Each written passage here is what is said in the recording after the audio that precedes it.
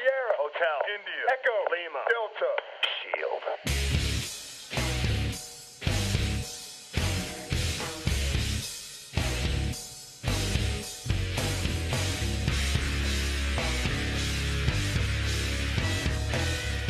Wrestling Reality here on TribLive Radio. I am Justin LaBar. Pittsburgh, I know you're excited. August 10th, tickets go on sale for Monday Night Raw, October 7th, Consol Energy Center. And you can be sure that if you happen to get your tickets in the right section, you have a good chance of seeing this man along with Seth Rollins and Dean Ambrose coming through the crowd. I'm talking to Roman Reigns, part of the Shield. Roman, how are you? I'm doing good, man. How's Pittsburgh? Pittsburgh is good. We're waiting for the Shield of Justice to come visit Consol Energy Center again. And I got to ask you, it's been, right now it's been 9 months, and since you guys made your debut, what is your take on the Shield? Is it everything you expected, being it's your first main roster storyline? We expected some things, but a good bit of it has been unexpected, and we just react to situations and just try and leave our stamp on every moment we can. It's been awesome. Talk to me about the debut and the creation of the Shield. Obviously, Survivor Series, everybody remembers that main event match. Talk to me about the creation of it, and do you remember getting the call or whenever or however you got informed that this is what you're going to be doing? If you can talk about that. Yeah, I mean it was pretty much unexpected. Heard some rumors we were going to possibly do something at Hell in the Cell. That kind of folded. We waited a few weeks to get the Survivor Series, and once we got the green light, I think we just kicked that door down. Now you're paired up, or you're in the trio, rather, I should say, with Rollins and Ambrose, both guys who are very known, especially from the I guess maybe the more hardcore wrestling fans of how much time in the business they've spent. You, of course, you play college football, Georgia Tech, and then you found your way into WWE's system. What is the dynamic like with them? I mean, are you teaching them things? Are they teaching you things? Or how is that dynamic working with you guys? Well, I think we learn. We learn from each other. Obviously, those guys, man, they've been through it all. Dean and Seth have done it all. They've been all around the world. They've busted their butt for years now, and I can't give enough respect to what they've done. And there's guys like them, still all around the world and in the WWE. So, being paired up with them has been an awesome experience. For me, I don't even feel like I'm scratching the surface yet. I'm just now starting to let my hair down. So it's a learning experience. I'm a student of the game. Every day, from anybody. I'm willing to learn from anybody. So for me, I'm excited for the future, for not only the Shield, but myself as a solo competitor in the WWE. What's your reaction if I was to say that, when you look at you, Rollins and Ambrose, that you are the most typical WWE guy? And I mean that as a positive thing, a compliment, in terms of your look, your size. What do you say to that? Well, I feel blessed, I mean, I come from a very strong family. My heritage is strong within this business. I was gifted with a certain set of genetics, and I'm athletic. I like to think I'm not a bad-looking guy. One of the jokes we always talk about, as long as I can put a little oil on my arms, wet my hair, I'll be all right, Well, talk about... Yeah, I appreciate that.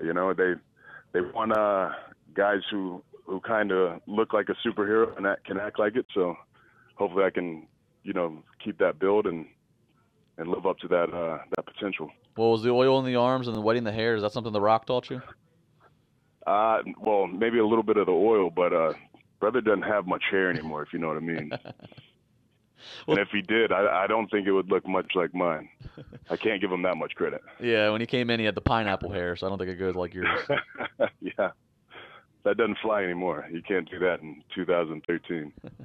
Well, talk to me about the genetics. Being part of the Samoan heritage, and obviously they have such, as you said, such a presence in wrestling history. This might sound like a ridiculous question, but why are Samoans so good at wrestling? What is it? What is it about your family that is? There's never been, I don't think, anybody that's not succeeded from Samoan heritage in pro wrestling, and that's got to put a lot of pressure on you, and especially given given your family members. Yeah, I mean, Yeah, I'd like to think, we definitely have a very athletic background. If it wasn't wrestling, we were all able to play other sports and, do other things. But I would think it would, along with the athleticism, the aggression, there's just not a shortage of aggression with us. We're not scared to turn it up, to get pissed off and put it on somebody. So I think that definitely helps to kind of let people, that's like a first impression there. But then once things break down and you get to know us, we all live in the moment. We like to have a good time, and I think that's where, a lot of our charisma comes from. So that's something that's definitely helped, a lot of my family members, and hopefully will help push myself. Talking to Roman Reigns of the Shield, you can see him in Pittsburgh October 7th, Monday Night Raw. Tickets are on sale as of August 10th. Roman, you played at Georgia Tech on the defensive line in college. Talk to me about the comparisons and the discipline and all the preparation that playing ACC college football can do for you in terms of now being on the road 300 days a year as a WWE superstar. Yeah, I mean, when you're dealing with Division I football, it's very structured. They ask a lot out of you. So, to be able to focus, every single day preparing for a game on Saturday or whenever it may be, it takes a lot of discipline. It takes a lot of loyalty. You have to stay humble. It's a team sport. So it's definitely helped me do what I'm doing now, because, if you don't watch WWE and you're not familiar with the Shield, we're the best team alive in any avenue, any form of athletics. So we pride ourselves on always being on the same page. And I think me being a team player, a team captain at Georgia Tech, it definitely helped me and allowed me to do so with Dean Ambrose and Seth Rollins. Well, you guys certainly have made an impact in your time in WWE.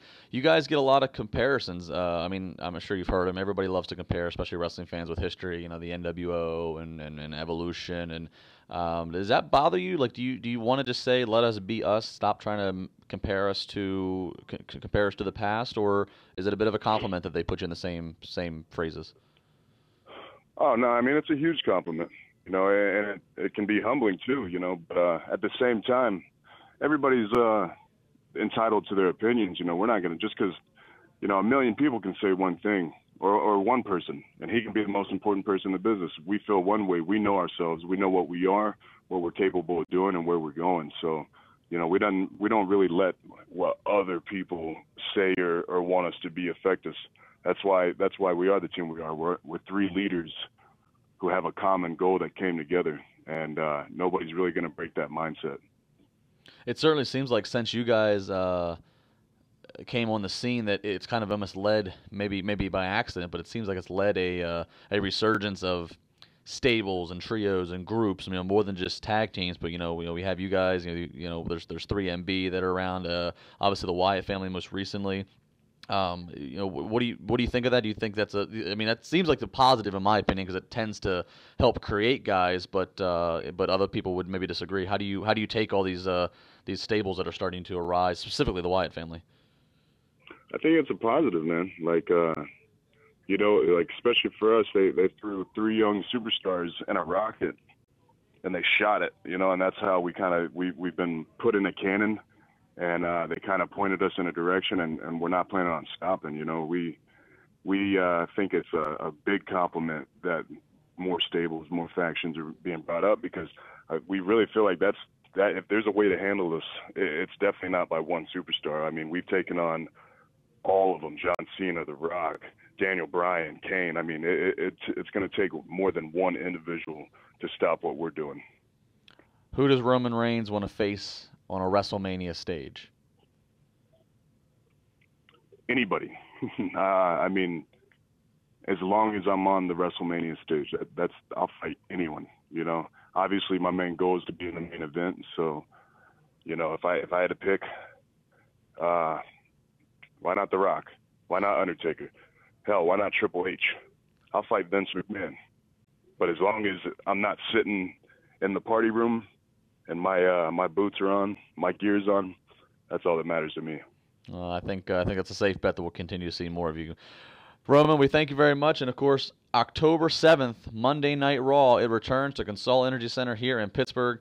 And you can get your tickets as of August 10th. They are on sale to purchase. via Ticketmaster. Roman, thanks very much, and we look forward to seeing more of the Shield, and we'll see you in October. Awesome, man. You can see me in October, but why wait till then? Head out to LA for SummerSlam. You can check us out there on August 17th and the 18th. Appreciate it, buddy. There you go. Thanks, Roman.